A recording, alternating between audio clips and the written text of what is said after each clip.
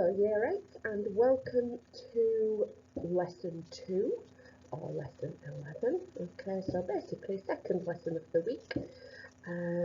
Again, find yourself somewhere nice and quiet where you can concentrate, have all your equipment ready and enjoy this today's lesson.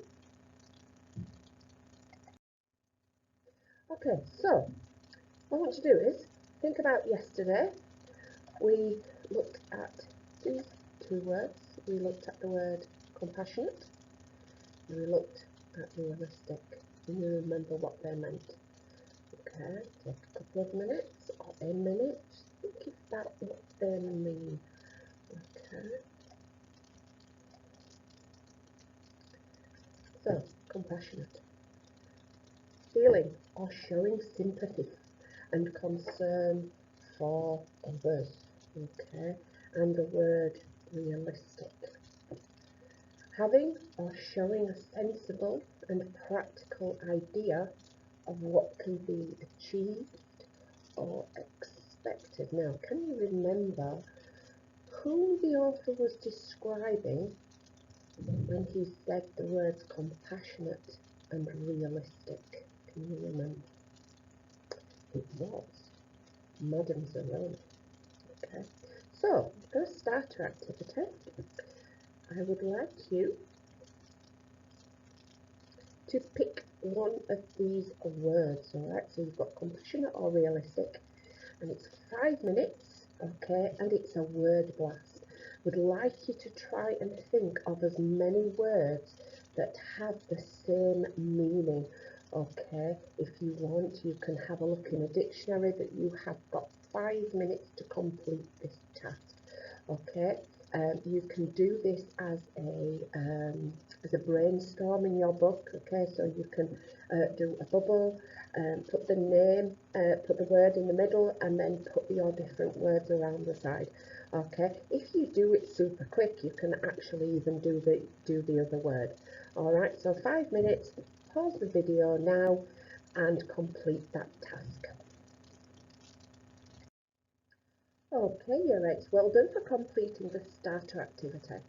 Okay, I'd like you to remember what we did yesterday. Okay, so I asked you to create a table and we looked at an extract from chapter 9 and it's the writer that describes the place where Stanley goes to have fun. Okay, so in the camp, right? So, and it also explains the shower. All right. So what I asked you to do was I asked you to draw the table. Okay. We had an example there. So the quote that I chose was, "The water ran out under the walls and evaporated quickly in the sun." All right. So when I did that, I picked out 2 words. All right. So I zoomed in. Okay, and then I put my ideas in there. All right, so I said that it suggested quite a hostile and unforgiving environment, okay, of the desert, okay, because it was so hot. All right, and I also said, well, you wouldn't survive in that intense heat, okay. So I thought, well, if the boys were trying to escape, it was unthinkable, all right, because that word evaporate, it suggests that the boys would actually totally disappear and never to be found again if they chose to escape. Okay, so those were my ideas. Now what I did then was I left you to do your own. All right, so these were the ones that you could have chosen. So a sign on the door that said rec room. All right, another one there. Everything in the room was broken. Remember, you could have made the link there to the boys actually being broken. And then the last one, people had carved their initials into the felt. All right, so once they've carved their names, it's like they never ever left the camp. All right, so I want you to have that handy, okay? Because what we're going to do now is we are going to write a P paragraph. Okay, so what I would like you to do now is I would like you to write this title in your book. Okay, so that title is a question, and the question is, how does the writer use language in chapter 9 to show the harshness, so that is our keyword there, of Camp Green Lake? Okay, remember to put a question mark there because it is actually a question. All right, so pause the video now and write the title. Okay, so this is a model answer. Okay, so make sure that you have written the title down. Okay, and I'm going to read this through to you, and then what you're going to do then is you are going to copy it down. Notice that they are in all different colours. This will become apparent very soon. Okay, so this is a model answer. Okay, so one way that the writer creates atmosphere is through the description of the setting. He has done this in a way that influences the reader and makes us think about how the boys live within the camp. Right, that is our point. That is why it's in red. So that is the point that we have made. When the writer describes the shower block, we are told that the water ran out under the walls and evaporated quickly in the sun. Okay, now that is our evidence. Okay, so that is why that is in green. Okay, the use of the verb evaporated suggests that the environment is quite hostile and unforgiving. It highlights the fact that if the boys tried to escape, they would not survive in the intensity of the heat. All right, so that is in dark blue, and that is my explanation. Now, I've actually missed one out there, because if I highlight this word here, okay, what I have done there, okay, is I have zoomed in. Okay, so that's where I have zoomed in on a certain word. Okay, let's carry on. So, in addition to this, it could create the impression of the boys being trapped. The use of the adverb quickly suggests that you wouldn't need to be exposed to the heat long before you died, highlighting the fact that trying to escape would be unthinkable. Alright, now that one there is a development. Okay, so what I have done there is I have used a connective to develop my ideas. Okay, so pause the video now. Okay, in fact I will take that off so that you can see it. Alright, so pause the video now and copy that model answer into your book. Now if you want, okay, if you have time, you can highlight where I've done the same. You don't have to write it in different colours, but you can certainly highlight it where the point, evidence, explanation and the development is. Okay, so pause the video and do that now. Okay, now over to you. Okay, so this is your turn. All right, so what I'd like you to do now is I would like you to write a title, My Paragraph. Okay, so if you can do that and underline it, and then I'd like you to have a go at doing your own. All right, so you have got a model answer which you can go back to for ideas. You have your table with all your ideas that you did yesterday, and also I have put this on so you can pause this now and you can possibly use some of those sentence openers there to help you with your paragraph. Okay, so pause the video now, please take your time, okay, and continue with your answer.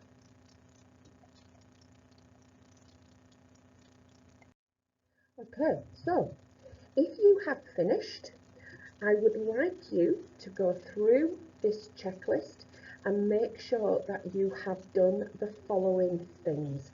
All right, so again, pause the video and check your work.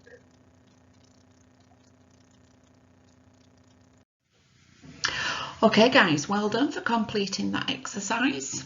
What we're going to do now is we are going to move on to chapter 10. Okay, I'm going to read it for you. Again, you can mute my voice and read it yourself, or you can just relax and chill and listen to the story. Chapter 10. Stanley had no trouble falling asleep, but morning came much too quickly. Every muscle and joint in his body ached as he tried to get out of bed. He didn't think it was possible, but his body hurt more than it had the day before. It wasn't just his arms and back, but his legs, ankles and waist also hurt. The only thing that got him out of bed was knowing that every second he wasted meant he was 1 second closer to the rising of the sun. He hated the sun. He could hardly lift his spoon during breakfast, and then he was out on the lake, his spoon replaced by a shovel. He found a crack in the ground and began his second hole. He stepped on the shovel blade and pushed on the very back of the shaft with the base of his thumb. This hurt less than trying to hold the shaft with his blistered fingers. As he dug, he was careful to dump the dirt far away from the hole. He needed to save the area around the hole for when his hole was much deeper. He didn't know if he'd ever get that far. X-ray was right. The second hole was the hardest. It would take a miracle. As long as the sun wasn't out yet, he removed his cap and used it to help protect his hands. Once the sun rose, he would have to put it back on his head. His neck and forehead had been badly burned the day before. He took it one shovelful at a time and tried not to think of the awesome task that lay ahead of him. After an hour or so, his sore muscles seemed to loosen up a little bit. He grunted as he tried to stick his shovel into the dirt. His cap slipped out from under his fingers and the shovel fell free. He let it lie there. He took a drink from his canteen. He guessed that the water truck should be coming soon, but he didn't finish all the water just in case he was wrong. He'd learned to wait until he saw the truck before drinking the last drop. The sun wasn't up yet, but its rays arced over the horizon and brought light to the sky. He reached down to pick up his cap, and there next to it he saw a wide flat rock. As he put his cap on his head, he continued to look down at the rock. He picked it up. He thought he could see the shape of a fish fossilized in it. He rubbed off some dirt and the outline of the fish became clearer. The sun peeked over the horizon and he could actually see tiny lines where every one of the fish's bones had been. He looked at the barren land all around him. True, everyone referred to this area as the lake, but it was still hard to believe that this dry wasteland was once full of water. Then he remembered that Mr. Sir and Mr. Pendanski had both said if he dug up anything interesting, he should report it to one of them. If the warden liked it, he would get the rest of the day off. He looked back down at the fish. He'd found his miracle. He continued to dig, though very slowly, as he waited for the water truck. He didn't want to bring attention to his find, afraid that one of the other boys might try to take it from him. He tossed the rock face down beside his dirt pile, as if it had no special value. A short while later, he saw the cloud of dirt heading across the lake. The truck stopped and the boys lined up. They always lined up in the same order, Stanley realised, no matter who got there first. X-ray was always at the front of the line. Then came armpit, squid, zigzag, magnet and zero. Stanley got in line behind zero. He was glad to be at the back so no one would notice the fossil. His pants had very large pockets, but the rock still made a bulge. Mr. Pendanski filled each boy's canteen until Stanley was the only one left. I found something, Stanley said, taking it out of his pocket. Mr. Pendanski reached for Stanley's canteen, but Stanley handed him the rock instead. What's this? It's a fossil, said Stanley. See the fish? Mr. Pendanski looked at it again. See, you can even see all of its little bones, said Stanley. Interesting, said Mr. Pendanski. Let me have your canteen. Stanley handed it to him. Mr. Pendanski filled it, then returned it.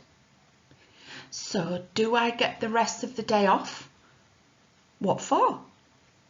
You know, you said if I found something interesting, the warden would give me the day off. Mr. Pendanski laughed as he gave the fossil back to Stanley.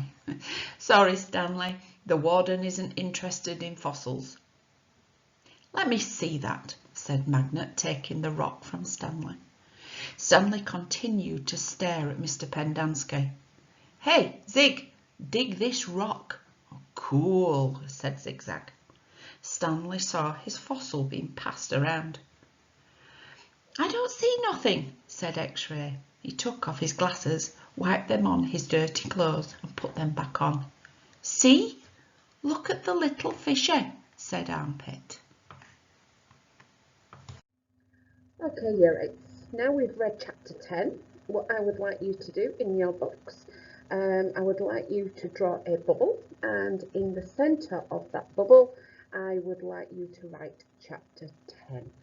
Okay, so we're going to do a little bit of brainstorming about what you have learned from chapter 10. Okay, so pause the video now and draw that into your books. Okay, so just a few tips. All right, so now you've drawn that, I'm not going to give you the answers. Okay, I want you to think about what you have just read. Okay, we will go through this in tomorrow's lesson. Okay, so first of all, what I want you to think about, okay, maybe these are just some pointers, all right? So how is Stanley feeling at this point? Okay, can you find any evidence in the text as to how he is feeling? Okay, any key events that happen in chapter 10? All right, the characters that we meet. Okay, maybe there's something in particular that you find interesting. Okay, you need to write these things down. All right, any key phrases or words that maybe stand out. Maybe there's a word that you don't understand. All right, maybe you could write that word down, maybe put a question mark next to it, and you can have a look and see what that word means. Okay, and then finally, any questions that you have about chapter 10. Anything you want to know. All right, would you like to make a prediction? What do you think might happen? Okay, right, so write all these notes down in your book. Okay, nice and neatly. You can use different colours, that's absolutely fine. Okay, so well done for today's lesson. Okay, right, what I would like you to do, guys, okay, please remember to send your work into your teacher. All right, your teachers would love to see all the hard work that you are doing. All right, so there are videos to show you how to do this. You can take photographs on your phone and send it. So okay, so send this through Microsoft Teams. It's very important that you do. All right, for one thing, we need to see all the lovely work you are doing, and another one as well is so that we can give you some well-earned achievement points, okay, on Sims for all your hard work. All right, so please don't forget to do that. This is the end of today's lesson, okay, and enjoy the rest of your day. remember to send your work in. Bye.